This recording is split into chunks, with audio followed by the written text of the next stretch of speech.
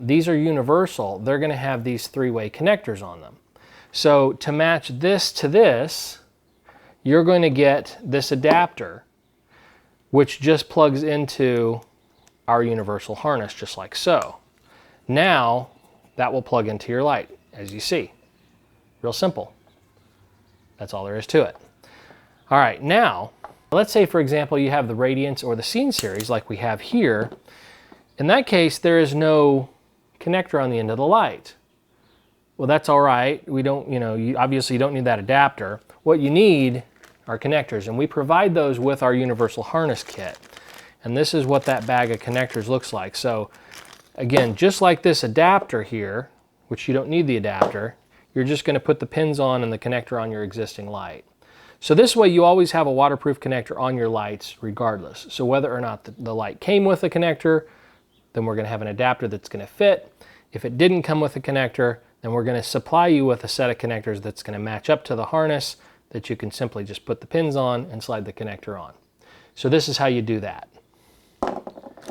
First, I want you to pay close attention because there are two different style pins that come with the kits in the harnesses. All right, so you've got one pin, and we're going to touch on this later on, that's got a hole in the middle. It's a tube. That is the pin that goes with these single connectors. These go on your switch wires. You want to put those aside because you don't want to put the wrong pins in these connectors here, or they won't plug in correctly to your harness because you need the matching connectors. So these connectors with the holes in them are already in the harness end, so you need the type that's going to slide into that. So again, if it's got a hole in it, move it aside with these style connectors. The rubber seals are the same for both, so that doesn't matter. You can count so many aside for that and so many aside for that, so separate them.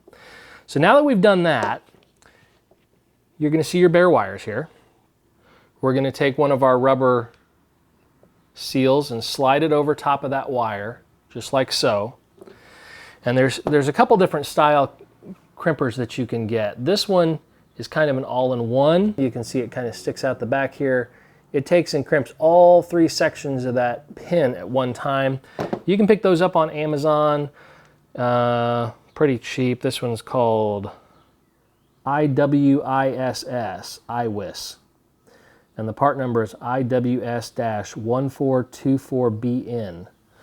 So that's that style. This one is about 12 bucks. You can pick that up on Amazon as well. Same brand. And this part number is IWS-1424B. So I'm sure if you search those, you'll be able to find those. Again, we're a little close here, so I'll show you that. So this is the standard style, and this you're going to crimp a couple of times as you go through. This one's all in one, so we'll just use this for quickness here. So we just slide the pin into the crimper just like this, and it's prepped and ready to go. You're going to slide one of these rubber connectors onto the wire, just like this, the first one that you want to crimp. And you want to bring that rubber piece, you can see the small end is on the tip of the wire. I'm trying to get it to focus here. The small end is up by the tip of the wire, the fat end is down. You want to stop where the insulation stops. This bare wire that you see here, you want to get that inside the pin here, right here. You see these wings right here? All right, it's very important. That wire is going to be what you want to have in there to crimp those over. The large wings right here, those crimp over top of that rubber seal. So we're going to do that real quick, and I'm going to show you one real close. You can see how easy that is. We've got that lined up, squeeze down, and just like that, we're done. So now I'm going to show you this up close, try to get it to follow us and focus so you can see what that looks like. That's how it's supposed to look. So we're going to do the other three on this light.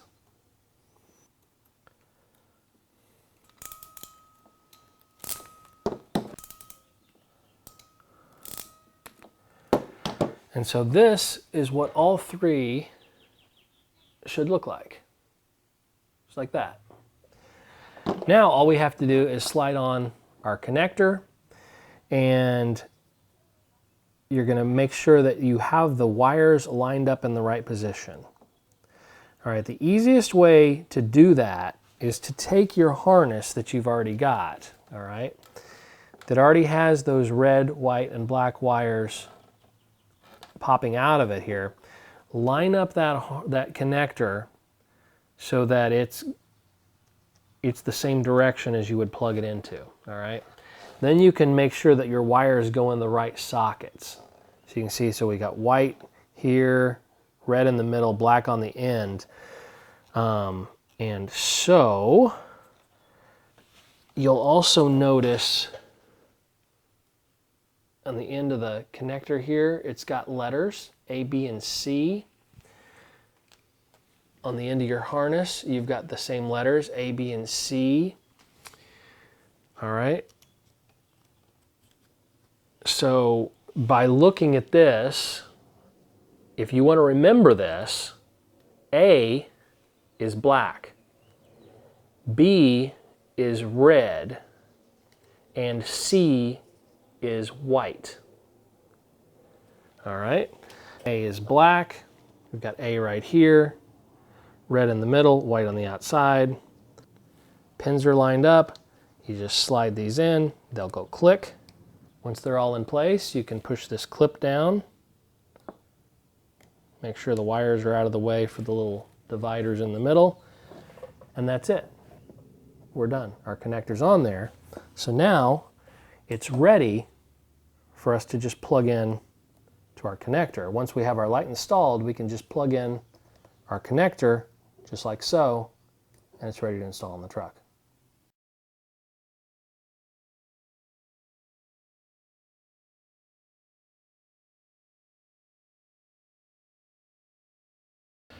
All right, so let's go ahead and start here for our wiring in our engine bay.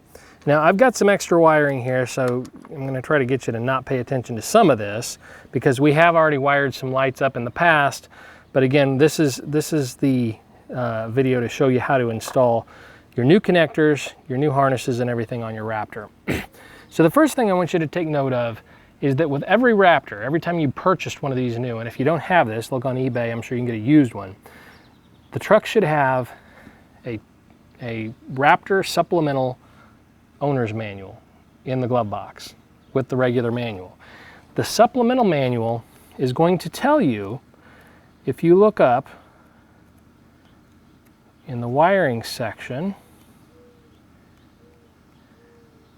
and Ford is notorious about changing these colors throughout the years. Here we go. Under accessories, they're going to show you, I'll get a little closer here, they're going to show you what color wire is which switch. So you want to get this owner's manual right here, this supplemental owner's manual, and it's going to show you which switch is which, how many amps are on each switch, and so on, so that you can mark or number these and keep track of them. So the first thing, the most important thing, is actually finding the correct bundle of wires. Because as it shows you in that manual as well, there are actually two bundles of wires, and I've actually got one down here that we had used in the past for something, and it is one of the 6 that is the dead wire. So typically, the actual live wires are going to be up higher, like right up here underneath of the computer, and then the dead set is down below. Now the reason they have a dead set is so that you can connect the two light colors together here, and then that will give you a pass-through set of wires to the passenger side floor panel. If you wanted to connect a Nintendo or a DVD headrest or something to a switch, then you can have that with that pass-through wire, because the main powered ones are under the hood right here. So we've already got connectors on these, and I've already got them numbered, so I already know which colors are which, but I'm going to go ahead and cut these connectors off of these lights so that we can start over. When you get your wires, your bundle of wires just like this, they're just going to have black heat shrink on the end of them. You're going to strip that off until you have bare wires. Now, with our new universal wire harness kit, you're going to get a bag of these connectors, and you're going to notice that these single connectors, these are the ones that go to your switches, to your switch wires. Make sure you pull these aside. And you also want to take note, because in some cases the pins and the connectors might be mixed together. For these connectors, the ones with the green rubber seals on them, like this, whether it's a one-way or a three-way connector, the ones with those seals use these barrel type pins. Notice the hole in the middle. If it's a pointed pin and there's no hole in the middle, it's the wrong one. It goes with a different connector. So make sure you sort these out. Again, you want the tubular ported hole, the female style pin goes with these connectors. So before we install these, we've got to prep our wires. So let's go ahead and pull our wires aside here. And we're going to cut off the existing connectors first. But now, one by one, we're going to strip off some insulation here on the end of this wire, just like this. And when we're ready, we're going to slide our pin on.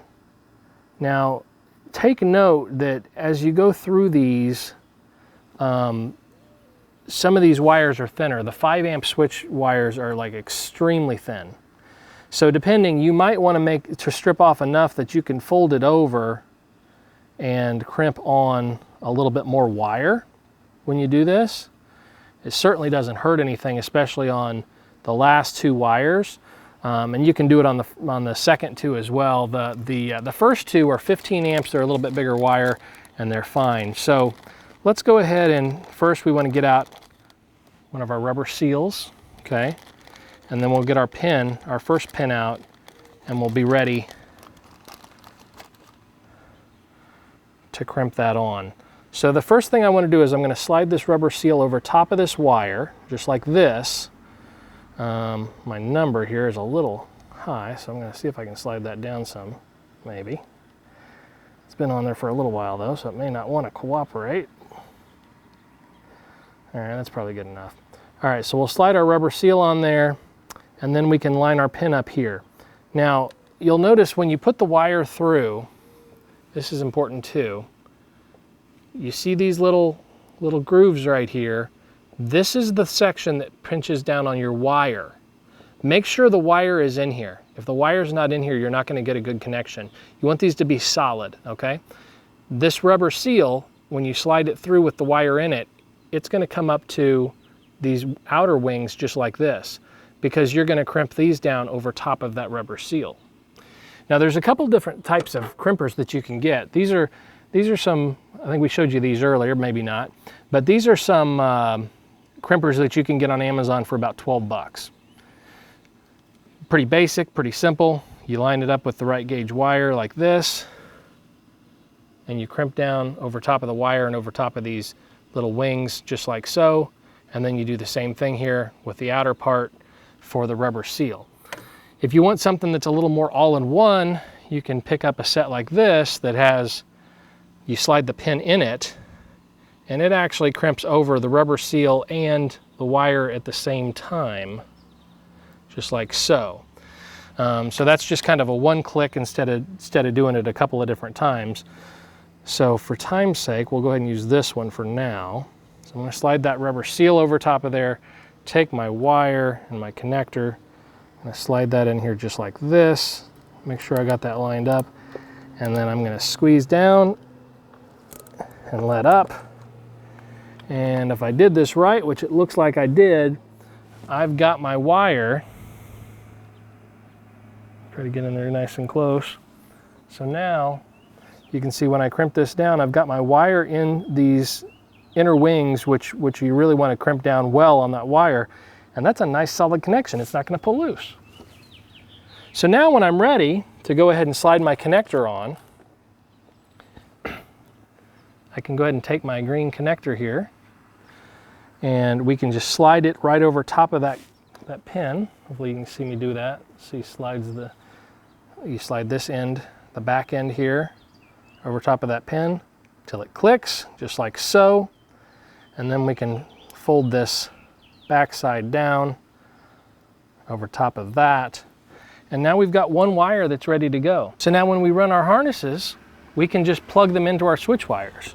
And if you ever decided that you wanted to move lights around, switch one harness from one switch to another switch and so on, it's as simple as just unplugging this connector, and you can move it to another one, or plug in a splitter or a combiner or and so on.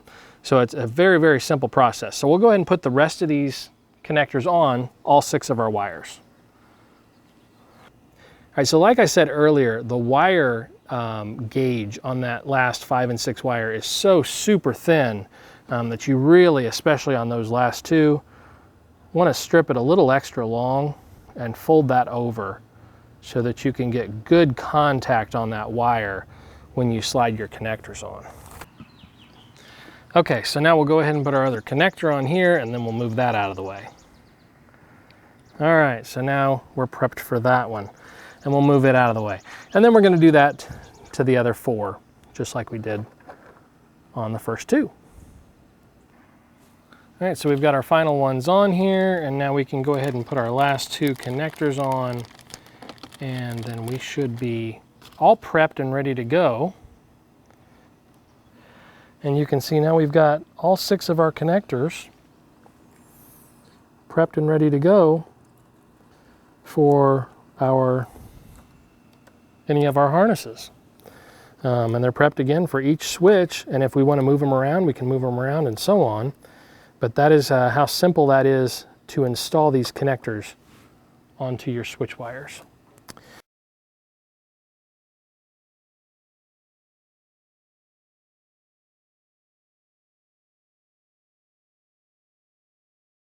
Now comes the fun part. We can plug in our connections to our different lights. And depending, I've got several here. Obviously this is our prototype truck, so it doesn't really matter how many that you have. And it doesn't matter how many that you have that may have like the amber backlights and so on. All right, so we talked about this earlier with our backlight connection for our rear taillight adapter, or our new marker light adapter that plugs in under the grille, which you see here. This gives us our power for our amber backlights through this connection here. And so in this case, we've got several different light kits hooked up. We've got several different wire harnesses between light bars and fog lights and rear lights and so on. And we have several backlights to power. So that's where these splitters come in. So there's 3-way splitters, 2-way splitters, and we've even got a coupler. I'm going to show you a couple different scenarios. Let's say, for example, we're connecting our backlights to our backlight adapter here from the front grille, and we want to split that. Say we want to split that to the rear harness, to the fog light harness here, the rear harness here, and last we want to split it to a light bar here. We can use a 3-way splitter. But in this case, we actually have more than that. Let's see how many we have. We have the rear lights, we have the front fog lights, we have the upper light bar, we have the lower light bar, and we have a bumper bar with some LED lights on that as well that are all backlit. So that's 5. So we got 3 here, so we could split it again, but that's only going to give us 4. But if we put 2 3-way splitters in here, just like this, then that's going to give us the 5 that we need. So we can combine 2 3-way splitters. So now we've got that backlight adapter plugged into 2 3-way splitters, which gives us 5 connections, and we can begin plugging those in to our white wires for our backlights, just like so. 1 by 1 by 1 and so on. That's going to connect our white wires for our backlights. Now, in this particular case, we're actually doing that a little bit different because we have our taillight adapter installed in the rear of this vehicle, which also powers the amber backlights. So in this case, we're really pulling that from the back. So we're going to get rid of this marker adapter for this particular installation because we're pulling that power from the rear. So with that being said, here is our rear harness. So we've got our white wire here. So this white wire from our rear harness, instead of pulling power from the front marker, it actually has power. it's powered now from the taillight adapter. So what we need in this case is we need this coupler. Okay, so this coupler has 2 male ends on it, and so we plug that into the rear harness. And now if we had just the front harness, for example, like right here, we could plug the front and the rear harness together just like this, and then that taillight adapter is going to supply power to both the front and the rear. But we've actually got more than just the front harness up here. We actually have several harnesses up here. So this gives us 1 connection now, but we don't have 5 anymore. We've only got 4 because we're pulling off of this. So we need 4. So since we need 4, we would need a 2-way splitter and a 3-way splitter. And that 2-way and 3-way splitter, we plug that in here just like so. Now we have 4 connections. So now we can plug that into our coupler from the rear harness, and then we can begin plugging that into our backlights for our other harnesses, just like so. So let's go ahead and plug in each one of these. All right, so here's our last harness here now. So we'll plug in that other white connector from that right here. And so now we've got all of our backlight connections plugged in. Again, we haven't had to use any tools to do this. Once we put our connectors on our switch wires, we're ready to go, just plugging stuff in. All right, so now let's go ahead and start plugging in our fog lights into our switch wires. One of these fog lights is an SAE, and the other is a Spot, and the other is a driving series. Now the SAE you definitely want to have on its own switch. And so that being said, the other 2, the driving and the Spot, you can put them on the same switch as long as there's not too much amp draw. So we can take one of these 2-way splitters again, and we can plug that into the 2 that are not the SAE, so that they're on 1 switch now. So that frees up another switch, and we actually need another switch because we've got too many light bars right now. So our SAE light is on switch number 2, so we can go ahead and use a 2-way splitter combiner now in a different way.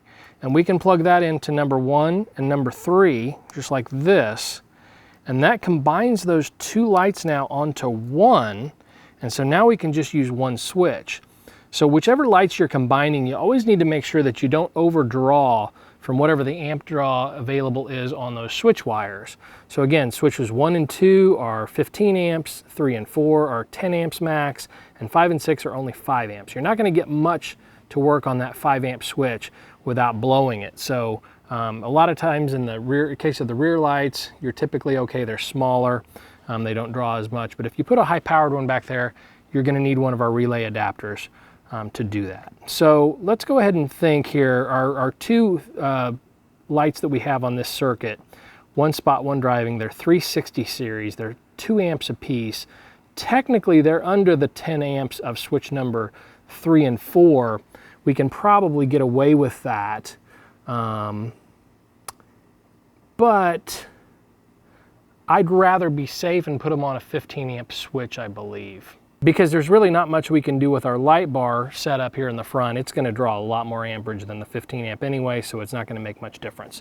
So again, some of it's just thinking this out, but let's go ahead and put this on switch number 2. So there's our numbered switch wire, so there's number 2. So we're good to go there. All right, and then switch number 3, we're going to put our SAEs on. So we can remember that pretty easy. Switch number 3 for our SAEs. Okay, that leaves switch number 1. What do we want to put on switch number 1? I think we'll put our light bar on switch number 1. We're going to put our rear lights on switch number 6. They've always been on 6. I like that because you can think, hey, I'm going to go to the furthest out switch, and you know that's your rear lights. You don't have to try to guess at it when you're trying to flip those on the fly. So we'll plug those into switch number 6.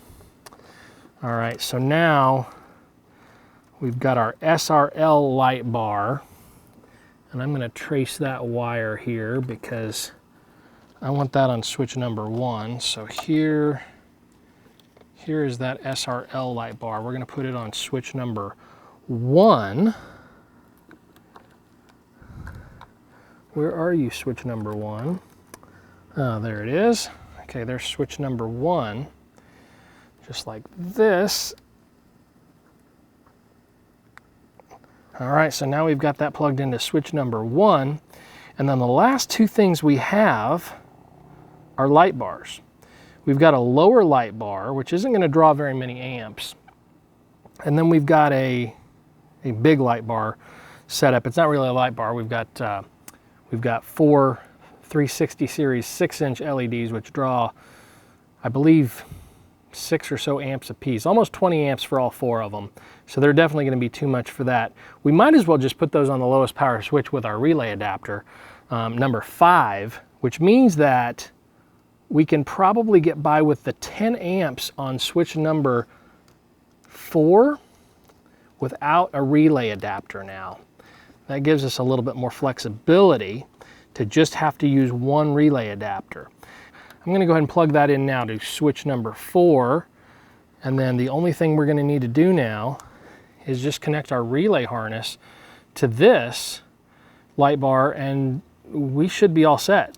Now everything is connected except for number 5, which again is going to get our relay harness for that, and that's going to power our light bar. So that's how simple it is. And from there, it's just a matter of tucking this stuff out of the way. You can zip tie it, you can bring it down here. Again, it's just more of an arrangement after that point, but it's a real simple setup. Once you have your connectors on your switch wires, it's real simple to just plug everything in. And that's the whole idea with this whole plug and play harness system. No matter what you're trying to accomplish, no matter how many lights you're trying to connect, you can connect them all with splitters, adapters, relay adapters, and so on, and you can come up with any configuration that you want, and you don't have to get out a set of tools to cut and splice and crimp wire together and so on. So let's grab this relay adapter real quick, install it, and we'll be all set. All right, so here is our relay adapter, and as you can see, we've just got our connectors right here, and these are going to connect to our light bar. So the black is a ground, the red is the power. If you have your harness already grounded, say to a bolt on the fender or to the battery, you do not need to connect this. This is just a ground to ground that light. The relay itself is going to be grounded with these 2 rings. One's power, one's ground. Obviously the one that has the fuse on it is for the positive side of the battery. The black one is for the negative side. And then this end with the blue wire sticking out, that is what goes to your switch. So we'll go ahead and connect it to our number 5 switch. That's the last remaining switch, just like this. And now our switch connection is made. And then the remaining connections we have our power to our harness. So here is our light bar harness right here, just like that. And then the last connection we need to make, because I did already ground the light bar harness. Now some of these harnesses you'll notice are going to have both a plug connector like this and a ring here on the black. So that way it gives you the ability to connect it to either a bolt, or if you are using a relay, you can plug it into the relay as well instead of the bolt. So it just eliminates, using the bolt method for that. But in this case, this particular harness doesn't have that additional connector, so we'll just ground it to the bolt on the side here.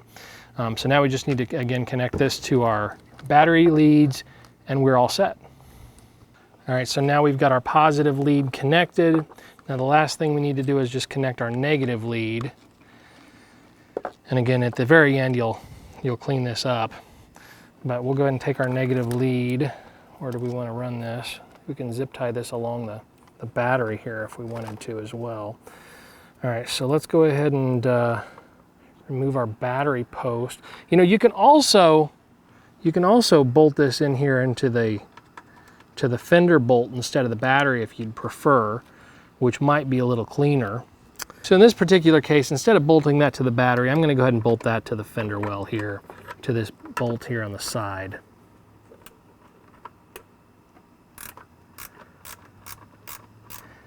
Because I've got some old connections here I need to remove anyway, because we've made some changes, so we might as well just clean it up a little bit and remove those old ground cables that we no longer need. All right, so now we have got that grounded. And then again, from here, it's just a matter of just some cleanup. Just clean these wires up, and for right now we're gonna tuck them in place, but you get the idea. Aside from that, it's just a matter of just cleaning up your wiring bundle, making it a little cleaner. But it's just plug and play, it's that simple. So let's go ahead and check out our lights. All right, so it is dark outside, just like I said, but now you can see that our wiring skills, which are simple plug and play for the most part, have paid off because now everything works.